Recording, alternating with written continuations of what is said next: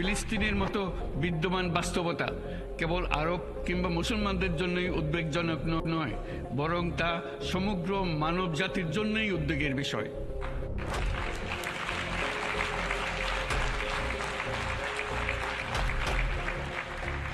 একজন মানুষ হিসেবে প্রত্যেক ফিলিস্তিনির জীবন অমূল্য।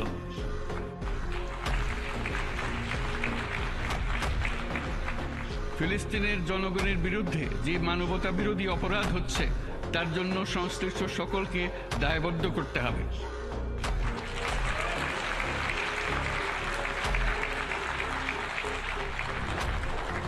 ফিলিস্তিনের জনগণের উপর চলমান নৃশংসতা, বিশেষত নারী এবং শিশুদের সাথে প্রতিনিয়ত যে নিষ্ঠুরতা বিশ্ব দেখাচ্ছে, তা থেকে নিস্তারের জন্য বাংলাদেশ অনতিবিলম্বে সম্পূর্ণ যুদ্ধবিরতির আহ্বান জানাচ্ছে।